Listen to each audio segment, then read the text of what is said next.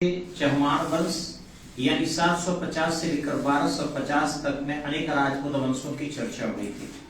थोड़ा सा उसके क्षेत्रीय पाठ को दिखाएंगे हम और उनके मजबूती के कारण को भी बताएंगे। मोटे तौर पर अगर आप भारत को लीजिए ये, और थोड़ा मुझे चित्र बनाने नहीं आता है क्योंकि हम लोग आईएएस की जब तैयारी करते थे तो 2 रुपया की सिक्का पर ये फोटो होता था। तो हम लोग करते क्या थे कि उसको देख कर और फिर बना लेते थे, टेबले पर 2 रुपया का सिक्का रखते थे। और ये आपका श्रीलंका हुआ अभी का अगर देखें तो, और ये आपका बांग्लादेश हुआ जैसा कि आपको पता। ये इधर अंडमान निकोबार द्वीप समूह हुआ और यहाँ पर आपका लक्षद्वीप हुआ, यहाँ पर आपका गोवा हुआ, ये पता है ऑलरेडी आपको। तो ध्यान रखेंगे ये आपका एरिया पाकिस्तान हुआ, ये सभी जानते हैं। और ये एरिया आपका अफगानिस्तान हो जाता है। ये अफगानिस्तान है, ये आपका पाकिस्तान है और ये आपका इंडिया है। ठीक है, भारत तो टूट गया इसलिए हम भारत नहीं कहेंगे, संविधान में है। हमारे भारत के अंतर्गत आता है पाकिस्तान भी, बांग्लादेश भी, श्रीलंका भी और म्यांमार। मेरा भारत इतना मजबूत था और अभी इंडिया है यानी टूट गया है। जिस दिन सब हमारे देश में फिर आ जाएंगे तो हम उसको इंडिया भारत कहना शुरू कर देंगे। मैं अपना पर्सनल बात बोल रहा हूँ। तो ध्यान रखिएगा ये है राजस्थान इलाका। आपको राजस्थान भारत का वर्तमान में सबसे बड़ा राज्य है। राजस्थान जो है ये भारत का सबसे बड़ा राज्य है क्षेत्रफल में। और इस राजस्थान में ही नहीं संपूर्ण भारत में संपूर्ण भारतीय बहुत ही वीर होते हैं। हर जाति में लोग वीर होता है, हर धर्म में वीर होता है, लेकिन भारतीयों की वीरता का क्या करें। यहाँ की माता गर्व से जो है सीना चौड़ा कर लेती है कि मेरा पुत्र देश के लिए शहीद हो गया। ये परंपरा जो है बहुत प्राचीन काल से रही है। आप देखे होंगे कि हनुमान जी जब गए थे लंका और एक दूत बन के केवल पता लगाने की सीता मैया कैसी है तो पूरा लंका उजाड़ के आ गए और चेहरा भी उनका झुकर गया। तो राम से कभी गिला और शिकवा नहीं किए कि हमारा चेहरा झुकर गया। क्या त्यागी थे हमारे देश में, क्या वीर थे और आज भी है ऐसे, ऐसा नहीं कि नहीं। लेकिन बाद के समय में गुप्त काल में यह आ गया कि केवल राजपूत ही लड़ाई लड़ेंगे। ये गुप्तों ने जानबूझकर किया। ब्राह्मण नहीं जाएंगे, व्यवसायी नहीं जाएंगे, शूद्र नहीं जाएंगे, केवल राजपूत जाएंगे। चलिए, राजपूतों ने इस बात को बखूबी निभाया और अपने प्राणों की बलि देकर इस देश की रक्षा करते रहे।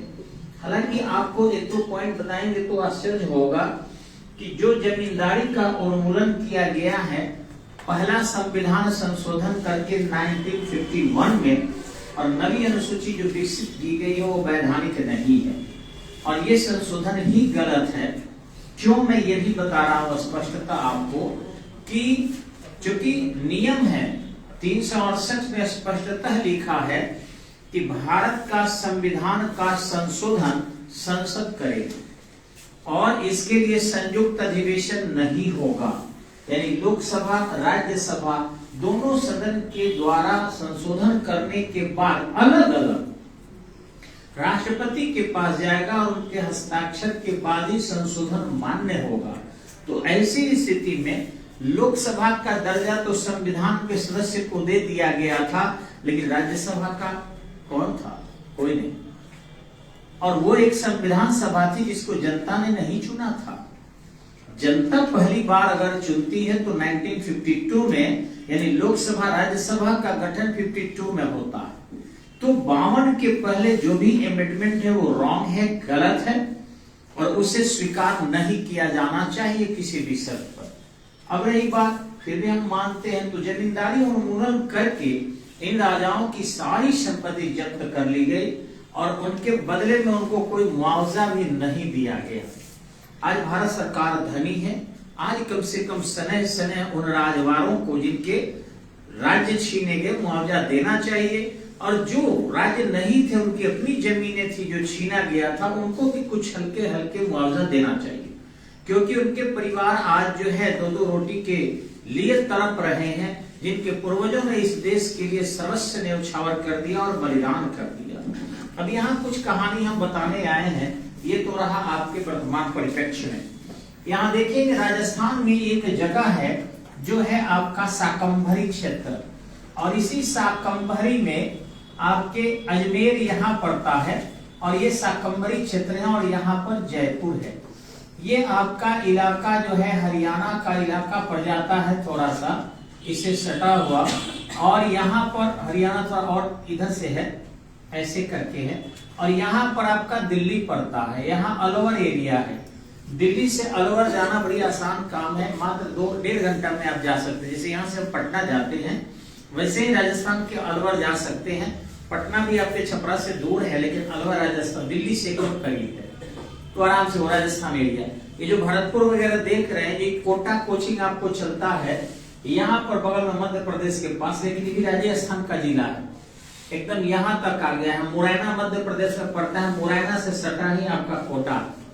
तो इस तरीके से आप यहीं से मुड़ जाते हैं आगरा से होकर, तो राजस्थान बहुत बड़ा राज्य है। इससे भी बड़ा था, लेकिन कुछ राज्य छोटा कर दिया गया इसके। गुजरात में कुछ हो गया, कुछ पंजाब में चला गया। पंजाब में जो है आपका गंगानगर जिला था पहले, लेकिन राज्य पुनर्गठन आयोग ने उसे राजस्थान में कर दिया, तो गंगानगर जिला आपको यहाँ पड़ता है। ये एकदम पंजाब से सटा हुआ है, बहुत गन्ना यहाँ होता है। राजस्थान में सबसे ज्यादा गन्ना गंगानगर जिला में ही होता है, और वहां पर ही कालीबंगा है जो हड़प्पा सभ्यता का अवशिष्ट है। तो यहीं पर शाकंभरी के चौहान ये जन्म लिए, यानी आगे बढ़े। अब रहा कि इन लोगों के जो वैवाहिक संबंध थे वो दूर दूर राजघरानों में होते थे। एक दिल्ली के राजा थे तोमर, और इनके जो है बेटा नहीं था, 2 बेटियां ही थी। तो एक बेटी का शादी जो है यहाँ पर गढ़वाल नरेश जयचंद से हुआ था, और दूसरी बेटी की शादी जो है आपको यहाँ हुआ था, यानी अजमेर में, यानी कि चौहान वंश में। तो एक बेटी से जो बेटा हुआ था जिसका नाम था पृथ्वीराज तृतीय। ये जो पृथ्वीराज तृतीय था, जिसको हम लोग राय पिथौरा भी कहते हैं, राय पिथौरा भी कहते हैं, जिसको आप पृथ्वीराज चौहान कहते हैं, सबसे वीर। यही द्वितीय नाम हम लोग नहीं करते हैं जनरली, पृथ्वीराज चौहान का। चौहान तो सब थे, चौहान वंश था, और ये तृतीय जो है, इसके पहले 2 पृथ्वीराज नाम के व्यक्ति इस वंश में हो चुके थे। तो ये था, इनकी एक बेटी थी जो आपके जयचंद थे, यहाँ के जो थे जयचंद थे, और गढ़वाल वंश के, और इनकी बेटी थी शनियोगिता। ये नाम आप लोग पढ़े होंगे, कंपटीशन में आता है, शनियोगिता। अब जनरली होता क्या है कि स्त्रियों में कि जिसके वीर गाथा बहुत कही जाए, महिलाएं उससे जुड़ना चाहती है। आज के युग में अगर कोई कहे कि फलना जो है अच्छा खिलाड़ी है, नीरज चोपड़ा, तो उसके प्रति आकर्षण हो जाएगा। ये पता चले कोहली बहुत अच्छा क्रिकेट खेला, उसके प्रति आकर्षण हो जाएगा। तब आ जाएगा कि नहीं, वो जो बहुत अच्छा गाना गाता है पंजाबी, पता नहीं कौन नाम है उसका, वो छोटा छोटा नहीं है बच्चा एकदम से, कौन सिंह, हनी सिंह का नाम है उसका, तो उसके प्रति क्षण आकर्षण हो जाएगा। तो पता नहीं, ये दिमाग नहीं करता है लोग की त्रिया चरित्र दैवो न जाने। यहाँ चरित्र मतलब कैरेक्टर से लेना देना है, थोड़ा सा ना थोड़ा सा उनकी भावनाएं उधर जुड़ जाती है। एकदम से जो थोड़ा सा दिखा उधर थोड़ा सा उनका लगाव हो जाता है। मन तो जरूर ही उनके हिल जाते हैं, भले वो प्रदर्शन करे या न करे। ये आज भी देखा गया है। बौद्धिकता की उतनी विकास नहीं हो पाई है ड्यू टू हम लोग पुरुष को शिक्षित नहीं होने दिए, समाज में घूमने नहीं दिए, बहुत ज्यादा सोसाइटी मेंटेन नहीं करने दिए, जिस कारण ऐसा हो जाता है। तो इस महिला को भी अपने से ही, यानी कि पिराय पिथौरा से मौसेरा भाई था खास। ये तोमर राजा की 2 बेटियां थी। एक बेटी का शादी जयचंद से हुआ था, जिसे संयोगिता उत्पन्न थी, और दूसरे बेटी का इनके पिताजी से हुआ था, इनकी माँ थी और खास माँ थी। दोनों मौसेरे भाई थे, भाई बहन। इसके बावजूद भी प्रेम हो गया था। अब रही बात, इन दोनों के प्रेम होने की स्थिति की जानकारी जो थी वो जयचंद को लग चुकी थी, और ऐसे भी जो था अपने संबंधियों में शादी करना नियम नहीं था, सनातन की रीति है कि कुल वंश को हम बहिर्विवाही करते हैं। देखिए गोत्र भी नहीं होना चाहिए, ममहर का गोत्र भी नहीं मिलना चाहिए, वगैरह वगैरह। तो इन ढंग से इन्होंने स्वयंवर किया। सबसे अच्छी बात थी कि राजपूतों ने महिलाओं को हक दिया था। उसने अपने पुत्री को हक दिया कि आप अपने पति का चयन खुद कर सकती है, और सारे राजवाड़ों में उन्होंने डुगडुगी पिटवा दिया, सभी आए। लेकिन पृथ्वीराज चौहान का उन्होंने नहीं बुलाहट दिया। बुलाहट देना भी उचित नहीं था, क्योंकि खास मौसेरा भाई यानी अपना भाई है, भाई को किस लिए शादी के लिए बुलाया जाएगा। लेकिन यहाँ पर एक था जिसका नाम था चंद्रवरदाई, एक बहुत बड़ा विद्वान था, आप लोग नाम सुने होंगे, और ये पृथ्वीराज रासो लिखता है। चंद्रवरदाई ये वो है, तो चंद्रवरदाई होता है। और एक इसकी पुस्तक है पृथ्वीराज रासो, ठीक है। तो जो पृथ्वीराज रासो है ये लिखता है। एक है पृथ्वीराज विजयम, पृथ्वीराज विजयम ये जयानक लिखता है, इसका जयानक लेखक है, ठीक है। आइए पृथ्वीराज रासो के लेखक है चंद्रवरदाई, बहुत अच्छा कवि था, अलंकरण इसके बहुत थे। ये पहुंच जाता है उनके दरबार में, और पहुंचने के बाद करता क्या है कि संयोगिता को इशारा कर देता है कि संयोगिता, पृथ्वीराज चौहान अपनी पूरी सेना लेकर अंधेरे का लाभ उठाएगा, तुम बरमाला डालने के दौरान गेट तरफ आगे बढ़ जाना। वहां पर पृथ्वीराज चौहान का एक मूर्ति बना हुआ है, अगर वो नहीं आ पाया तो उसमें डाल देना, और अगर आ गया तो उसे ही डाल देना। इसमें वो घूमकर जो है षड्यंत्र करते रहा, और अंततः संयोगिता को लेकर पृथ्वीराज चौहान भाग गया। यही सब इतिहास में आए हैं। जो भी है विवाह हो गया। अब आप बताइए कौन ऐसा पिता है जिसके पुत्री को लोग लेकर भाग जाए भरे दरबार में, और वो पिता उस आदमी का समर्थन करे। तो लोग जयचंद को गाली देता है बिना समझे कि जयचंद गंदा था, राष्ट्रद्रोही था, वह गोरी को मदद किया। अरे भैया, जितना विदेशी आता है वो झगड़ा लगाता है और बड़ा उसको आनंद आता है। भारत में देखे होंगे कि लोग पति पत्नी के बीच झगड़ा लगाने में जितना आनंद लेता है उतना आनंद किसी चीज में नहीं आता। और सबकी यही है, उसमें घुस जाना, प्रवेश कर जाना, उनके बातों में सहयोग नहीं करना, हाँ में हाँ भरना, और उसका लाभ उठाना, और उस बेनिफिट से अपने आप को आनंदित महसूस करना। यही जो है यहाँ की रिवाज है। अगर वो धोबन नहीं घुसी रहती तो राम सीता अलग होते नहीं होते किसी भी शर्त पर, लेकिन उनको भी अलग कर दिया गया। ठीक इसी ढंग से आर्यन बीच में नहीं घुसे रहता तो क्या राधा और कृष्ण अलग होते? नहीं होते। इसी ढंग से ही राजा में भी देख सकते हैं, रोमियो जूलियट में भी देख सकते हैं, जितनी कहानियां आपको मिलेगी इन सब में देखेंगे कि लोग उसको तोड़ने में, खलनायक बनने में अहम भूमिका निभाता है और अपने आप को अच्छा समझता है कि मैं अच्छा कर रहा हूं। यहाँ भी यही स्थितियां हुई। यहाँ पर जो है जयचंद का कहीं प्रमाण नहीं है कि उसने गौरी को बुलाया था। ये घटना बाद की है। गौरी तो 1175 से आक्रमण कर रहा है। पहला गौरी का भारत पर आक्रमण 1175 का है, और ये संयोगिता की शादी लगभग जो है 85-86 के आसपास की है। तो बताइए वो कैसे बुलाया था। दूसरी चीज रही कि जब विवाह हो भी गए तो वैसी स्थिति में पिता जो है कैसे चाहेगा कि उसका दामाद मारा जाए। हाँ, जनता का प्रतिनिधि था, इसलिए सीधे तौर पर जाकर दामाद को मदद भी नहीं कर सकता था। और यदि गौरी को बुलाया भी था तो फिर गौरी जयचंद से ही क्यों लड़ा? तो कहता है कि मदद के लिए हमको बुलाया था, अब मदद नहीं किया तो बदला लेने के लिए हम उसके खिलाफ आक्रमण किए।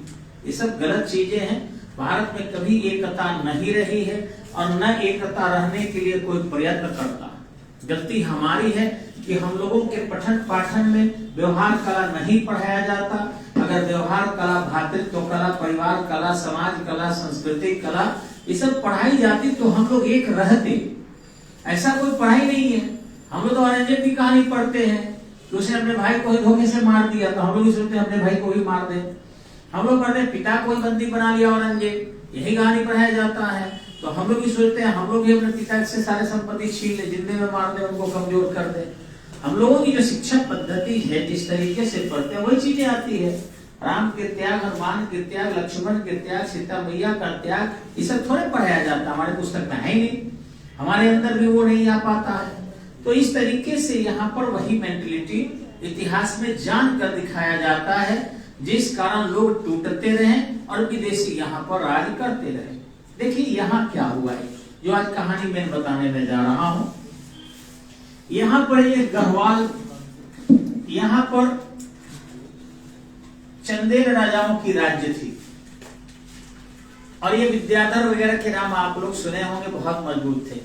यहीं पर एक सत्ता थी अल्लाउद्दल, अल्लाउद्दल, ये दो भाई थे, और महोबा इनकी जो है राजधानी थी। महोबा ये मध्य प्रदेश में पड़ता है, जो मैंने यहाँ घेरा है, महोबा। अब हुआ क्या, अल्लाउद्दल में था कि दोनों शक्ति के उपासक थे, और शक्ति की उपासना जब करने जाते थे तो वो लोग किसी न किसी जीव का बलि देता, जैसे मान लीजिए बकरी का दिया या फिर भेड़ का दिया वगैरह वगैरह। अब बलि दिया तो उससे जो रक्त निकला उसको खाया, प्रसाद के रूप में ताकत मिला, मांस खाया तो वो भी ताकत मिला। तो जबरदस्त तलवारबाजी करते थे, और सैनिक क्षमता उनमें कूट कूट कर भरी थी। इस सैनिक क्षमता के कारण कोई उनसे लोहा लेने के लिए तैयार नहीं था। लेकिन एक भाई को रतौंधी होता था और दूसरे भाई को पैर में घिरनी का रोग था। ये एक दूसरे से कोई शेयर नहीं किया था। पृथ्वीराज चौहान क्या किया, अपने एक नौकरानी के बेटा बेटी पति पत्नी सबको किडनैप कर लिया, यानी बंदी बना लिया, और कहा जाओ महोबा में अल्लाउद्दल को पता करो कि वो कैसे मरेंगे। एक दूसरे से वो दाई सेवा करते करते अल्लाउद्दल की पत्नी से कही कि आपके पति इतने मजबूत कैसे हैं, दुनिया में कोई नहीं हरा पाता, आप थोड़ा अपने पति से पूछना। पति लोग पत्नी के प्यार में अपना राज खोल देता, और पत्नियां कितना बर्दाश्त करती है तो पता है। संसार में स्त्री देवताओं के छोड़ के न कोई जन्म ली है कि कोई बात बचा पाए, और न शायद जन्म लेगी। वो बात जिससे नहीं कहना है उसे नहीं कहेगी, लेकिन दूसरे से बिना कहे रहेगी नहीं, बर्दाश्त ही नहीं होता है। एक भी स्त्री न जन्म ली है न जन्म लेगी जो बातों को अपने तक सीमित रख ले, लेकिन दावा सब करेगी, सब कहेगी हम अब किसी से कुछ कहते ही नहीं। एक बात आज तक कोई साबित कर दे कि मैंने किसी से शेयर किया है, इस सब का दावा होगा। 100% कसम खा जाएगी पूरे धरती के, सूरज के, चंद्रमा के, दुनिया के। हम में वो गुण है नहीं, आज तक मैंने किसी से कुछ कहा ही नहीं। कैसे विश्वास दिलाऊं? आपका मन घटिया है इसलिए घटिया सोचते हैं, बस फाइनल आपको डिग्री मिल गया। लेकिन वो मैं आपसे पूछे कि क्या आपके अंदर कुछ बचा है, ये संभव है नहीं। तो अल्लाउद्दल से भी पूछ लिया कि और पति की कमजोरी होती है, जब तनी सा पत्नी प्यार कर दे, क्या बताएं, सारा एकदम धड़क के दे देते हैं एकदम से। पुरुषों की बहुत बड़ी वीक पॉइंट है, तन को देर नहीं करते। अल्लाह ने बता दिया रात को मुझे दिखाई नहीं पड़ता, सूर्य रहेगा तब तक मुझे कोई हरा नहीं सकता। उद्दल बोला मेरे पैर में गिरनी है, सोने के जूता पहनकर इसलिए मोटा चलता हूं कि पैर में चुभेगा नहीं और मैं मरूंगा नहीं, उसके अलावा कोई मुझे मार नहीं सकता। दोनों के पत्नी को मिल गया।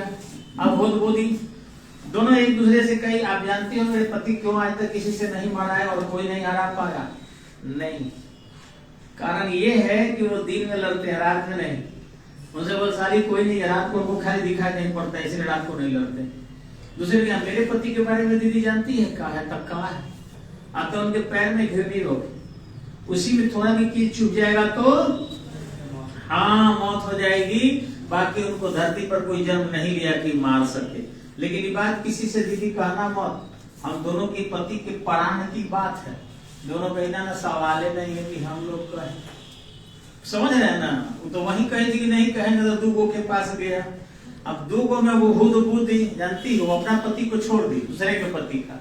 अल्लाह क्यों नहीं मारा जाता है पता है, दाई से कह रही है क्यों, हमको भेद पता चल गया है, हमको कम दिमाग के नहीं है, उसको रतौंधी होता।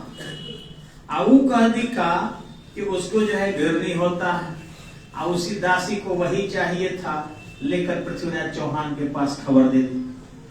अब पृथ्वीराज चौहान गया कि रात में चारों तरफ लकड़ी में कील लगवा दिया और उनके महल पर जो कोठे पर रहते थे चारों तरफ कील बिछवा दिया, लंबा लंबा बड़ा बड़ा, और इस तरीके से गाली देना रात में शुरू किया। सारा सेना घेरी हुई थी। कहा जाता है कि राजपूतों को इतना चढ़ा के रखा गया था कि उनको गाली दे दीजिए तो बस पहाड़ पर से भी कूद जाते। चढ़ाने के कारण, वीर तो सब होते हैं, आज भी चढ़ा के समाज इतना रखता है ना कि कहीं भी एकदम देखिएगा फोन फोन रहेंगे एकदम से। कोनो गांव में अगर 5 गो राजपूत है तो उन लोगों के पता कर लीजिएगा, झगड़ा में, मार में, पीट में, लड़ाई में, केस में, मुकदमा में, गांव में पूजा हो, पाठ हो, अगर चोर आ जाए सबसे पहले वही रहेंगे, सब अपने माथे पर ले लेते हैं। इज्जत समाज उनका उस बलिदान के लिए बिल्कुल नहीं करता, लेकिन सबसे ज्यादा समस्या अपने माथ पर वही ले लेते हैं। 5 गो 4 गो होंगे तो ले लेंगे, वो शांत ढंग से नहीं रह पाते हैं क्योंकि समाज उनको यूज करता है, उनको चढ़ा के रखता है। जैसे घर में वो लाठी, कुत्ता के मारना है तो लठिए से, अब बिलाई को मारना है तो लठिए से, या शेर को मारना है तो लठिए से। समाज के और राजपूतों का प्रयोग आज तक की है और कभी भी करते रहेगी, क्योंकि इनमें किसी प्रकार की समझ नाम की चीज होती ही नहीं, या एकता तो होती ही नहीं है कभी भी। ये तो आपस में बिलाटी से टकराते रहता है, देखे हैं। और दूसरा है कि हमेशा ही दूसरे की सेवा में अपने प्राण दे देता है। लकड़ी भी खोदना है तो लकड़ी से लो, आग भी खोदना है तो जड़ जाएगा, लेकिन जो इशारा करेगा उधर आग को भी खोद देगा, ऐसा लाठी को देखा गया। यही हुआ। उधर पृथ्वीराज चौहान जो है आकर उसके आदमी लगे गाली देने, नतीजा हुआ कि अल्लाह उदल दोनों ही छत पर से छलांग लगा दी। अब छलांग लगाया तो एक के पैर में जूता नहीं था, वहीं गिर के मर गया भैया। और दूसरा अंधेरे में तलवार मारते रहा, क्योंकि उसको तो दिखाई पड़ नहीं रहा था, वह धोखे से पीछे से उसको पेश दिया गया। और इस तरीके से अल्लाह उदल दोनों ही शहीद हो गए। और जब दोनों शहीद हो गए, ऐसा रहिए, तो ऐसी स्थिति में जो है महोबा पर अधिकार कर लिया, और इस तरीके से महोबा उसके क्षेत्र के अंतर्गत आ गया। लोग समझे कि पृथ्वीराज चौहान की वीरता थी, लेकिन वीरता नहीं थी, यह एक चतुराईपूर्ण युद्ध था। आज हम गर्व जरूर करते हैं श्री पृथ्वीराज चौहान पर, सलाम दी है, आज हम गर्व जरूर करते हैं पृथ्वीराज चौहान पर, लेकिन ध्यान रखिए कि उसमें जो वीरता चाहिए वो नहीं थी। दूसरी चीज है कि 1191 तराइन में जो जीते थे वो भी कहते हैं कि गोरी को हरा दिए और बहुत वीर थे पृथ्वीराज चौहान। सैल्यूट है, दिल से मानता हूं, लेकिन टीचर हो, झूठ आपको नहीं ख्याली पुला बनाऊंगा। ध्यान रखना, इनके पास हस्ती सेना थी और गोरी के पास हाथी सेना नहीं थी, अश्वारोही ज्यादा थे। जैसे ही उसके घोड़े हाथी को देखे पृथ्वीराज चौहान के, हड़प के भड़क कर भागने लगे। इतना बड़ा बड़ा जीव पहला बार देखे थे। आज भी देहात के बैल को शहर में लेके आ जाए, ट्रक खाली हॉर्न मार दे और रस्सी से एकदम नोचा मोचा के भाग जाएगा। तो वही चीज है, हम तो देखे हैं किसी किसी गांव में अगर जाते हैं और गलती से स्कॉर्पियो का हॉर्न बजा दिए, पता चला खूटा उटा लेके माल मवेशी फरार। तो वही हाल है, उसके घोड़े भाग गए और नतीजा उसका हुआ कि पृथ्वीराज विजयी हो गया। यह योग्यता से विजयी नहीं था बाबू, गोरी को पता चल गया, अरे ये तो हाथी देखकर भागे हैं। घोड़ों को माटी के हाथी बनवाया और मिट्टी के हाथी बनवाकर, और बहुत बड़ा बड़ा मिट्टी का विशाल विशाल काला घोड़ा हर रंग के हाथी बनवाया गोर प्रांत में, और घोड़े को उसमें दौड़ा दौड़ा कर अभ्यास कराया। अब तब जाके जब यह अगले ही साल आक्रमण किया तो पृथ्वीराज की विशाल सेना, सारी राजपूत सेना साथ में थी सिवाय जज्जत के, इसके बावजूद भी घेर लिया। कुछ इतिहासकार लिखते हैं चंद्रवरदाई की अंधा करके ले गया गोर प्रांत, लेकिन जो एनसीईआरटी है वो लिखता है कि नहीं, उनको 1192 में ही पृथ्वीराज चौहान को मार दिया और इस प्रकार दिल्ली सल्तनत की नींव डाल दी गई। जो भी सत्यता हो उससे अलग, लेकिन हाँ ये जरूर है कि उससे लड़े थे, लेकिन उतनी वीरता नहीं थी जितनी वीरता की आवश्यकता थी। और कृष्ण ने महाभारत में बहुत पहले ही बता दिया था कि छली को छल से ही मारना चाहिए, और इस तरीके से राम ने भी बता दिया था कि भाई छली को छल से मारना चाहिए। बाली अगर सामने नहीं मारा जाता है तो छिप के भी मारना कोई बुरी बात नहीं है। जरूरत पड़े तो तारका का वध भगवान राम ने किया था, स्त्री का भी वध करना चाहिए। पहले देश है, उसके बाद कुछ और है। हमारे देश के योद्धा अपने नियम और कानून के अंतर्गत युद्ध करते हैं, जबकि विदेशी योद्धा जो होते हैं वो नियम कानून उनके पास नहीं है, वो जीतने के लिए युद्ध करते हैं। वीरता भारतीयों में होती है, मर्द होते हैं, लड़ाका होते हैं, लेकिन अफसोस भारतीय छली नहीं होते, धोखेबाज नहीं होते, खलकामी नहीं होते, और यही कारण है कमजोर पड़ जाते हैं। लेकिन अब हम भी सीखेंगे और उन खलकामियों को जवाब दे रहे हैं, जवाब भी देंगे। धन्यवाद, नमस्कार।